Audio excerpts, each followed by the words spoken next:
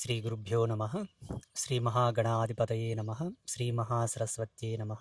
అంబాత్రయే క్షేత్ర నివాసిన్యే నమో నమ. శ్రీ మహాలక్ష్మే నమ. శ్రీ మహాకాళ్యే నమ. అందరికీ శ్రీమాత యొక్క ఆశీస్సులు. 2026వ సంవత్సరం రాబోతుంది. 2025వ సంవత్సరం ముగియనున్నది. ఇది డిసెంబర్ నెల. మరికొద్ది రోజుల్లో ఈ నెల అయిపోయి 26వ సంవత్సరం ప్రారంభమవుతుంది. కాబట్టి చాలామంది క్యాలెండర్లు తెచ్చుకుంటారు ఇళ్లలో ఉంచుకోవడానికి. మన జ్యోతిష విజ్ఞానం ప్రకారంగా మనకు యుగాది ఆరంభం నుంచి మనకు నూతన సంవత్సరాదిగా మనం పరిగణలోకి తీసుకుంటాము. ఆధునిక పోకడాలకు బానిసలైనటువంటి హిందూ సమాజం ఈ జనవరి 1ని నూతన సంవత్సరంగా భావిస్తున్నారు. కాబట్టి ఈ నూతన సంవత్సరాదిని యుగాదితో మనం కొలుసుకోవాలి, దాన్ని భావించాలి. ఒక చిన్న తప్పిదం మీరు చేయొద్దు. దయచేసి అందరూ గమనించాల్సిన ముఖ్యమైన విషయం, మీరు ఇళ్లలో ఉంచుకునేటటువంటి క్యాలెండర్ ఏదైతే ఉన్నదో దాన్ని కొంచెం చూసి తెచ్చుకోండి. ఏమైపోతుంది, వాస్తవంగా పంచాంగ గణనాంకాలకు అనుగుణంగా క్యాలెండరింగ్ సిస్టమ్ ఉండాలి. దాంట్లో తిథులు, వారాలు, నక్షత్రాలు, యోగములు, కరణములు ఈ 5 అంగములతో ఉండాలి. డేట్లు చూసుకోవడానికి ఉండాలి. వాటితో భాగంగా కార్తుల లెక్కింపు, నక్షత్రాల యొక్క గణనము, రాసుల యొక్క సముదాయ గణనము, లగ్నం యొక్క సంయుక్త గణనం ఉండాలి.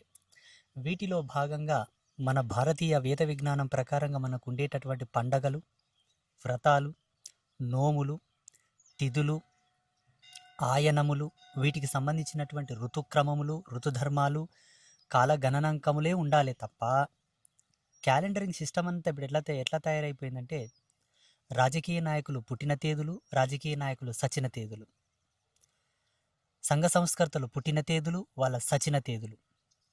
వీటిలో భాగంగా ఎవరో ఏదో చేసినటువంటి గొప్ప గొప్ప పనులకు వాళ్ళు చేసిన వాళ్ళ కోసం చేసుకున్న గొప్ప పనులను కూడా క్యాలెండర్లో పులిమి అందరూ సచిన దినాలు, పుట్టిన దినాలు, సచిన దినాలు, పుట్టిన దినాలు, వీటితోనే క్యాలెండర్ నిండిపోయింది.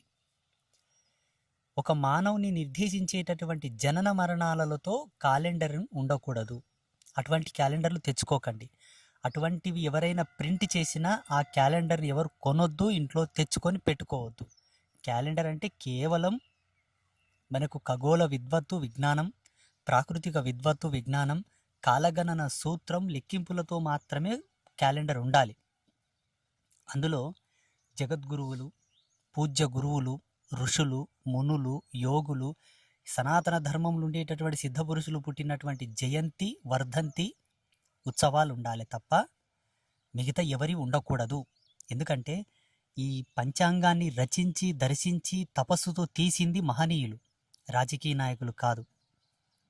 ఋషులో ఉండాలి, గురువులో ఉండాలి, సిద్ధపురుషులో ఉండాలి, గొప్ప గొప్ప యోగులో ఉండాలి తప్ప మిగతా వాళ్ళే ఉండకూడదు.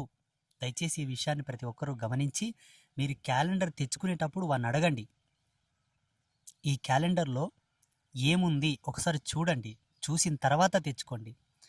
సినీ ప్రముఖుల యొక్క జయంతి ఉత్సవాలు, పుట్టిన తేదీలు, సచిన తేదీలు కూడా వేస్తున్నారు క్యాలెండర్లో. ఏమిటికి అవసరం అవెల్లా? ఎవరికి అవసరం అవెల్లా? ఇంకొక ముఖ్యమైన విషయం ఏంటంటే, మహమ్మదీయులకు సంబంధించినటువంటివి మిల్ ఉన్నదబి అని, లేకపోతే అల్ ఫత్రా అని, అల్ ఫిత్ర్ అని, ఇవల్ల మనకేం అవసరం? ఈ మొహరం పండుగ మనకేం అవసరం? వీటి గురించి ఆ క్యాలెండర్ రావాల్సిన అవసరం ఉంది. మహమ్మదీయులకు సంబంధించిన ఒక క్యాలెండరింగ్ సిస్టమ్ ఉంది, వాళ్ళు పెట్టుకోవాలి. అవెల్లా మనకేం అవసరం? క్రిస్టమస్ దాంట్లో ఉండాల్సిన అవసరం లేదు, ఈస్టర్ డే దాంట్లో ఉండాల్సిన అవసరం లేదు, గుడ్ ఫ్రైడే దాంట్లో ఉండాల్సిన అవసరం లేదు. ఇవల్ల మనవి కావు. మనదైన దాన్ని మనం పెట్టుకోక వేరే వాళ్ళని దాంట్లో ఇన్పుట్ చేయడం వల్ల మనవైన మూలాలు మనం వెనక్కి తీసుకుంటున్నాం. మనవైన మూలాలు వెనక్కి పోతున్నాయి, మనమే తీసుకొని పంపిస్తున్నాం వెనక్కి. అందుకే ఇదొక్కటి ఎందుకో నా మతిలో అమ్మవారు నాకు గోచారం చేసింది.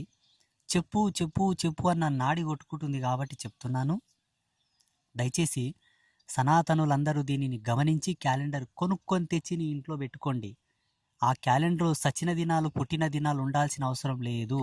ఒకవేళ ఉంటే యోగులవి, సిద్ధపురుషుల ఉండాలి, స్వామీజీలో ఉండాలి, గురువులో ఉండాలి తప్ప సామాన్యుల ఉండకూడదు. ప్యాంటు షర్ట్ వేసిన వాడి ఉండకూడదు.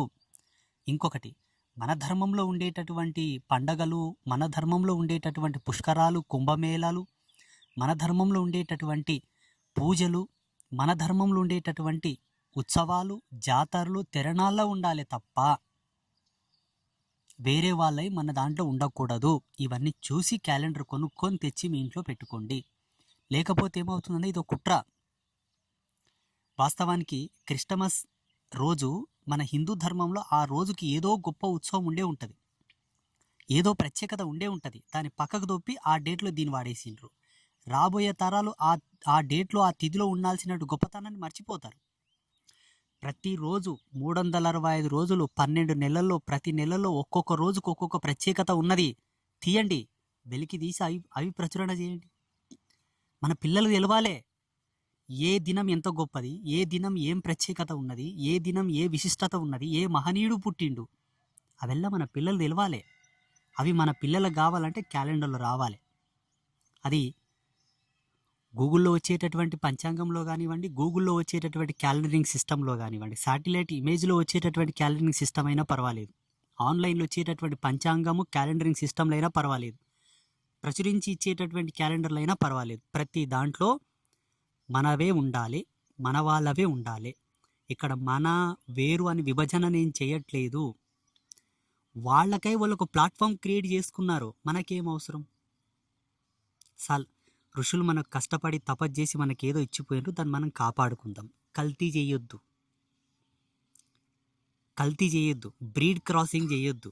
వాళ్ళవి తెచ్చి మన దాంట్లో పెట్టి మనవన్నీ పక్కకి పెడితే ఎక్కడ పోలే మనవి? వాళ్ళు ఏమన్నా మనవి తీసుకొని వేసుకుంటారా? వేసుకోరు.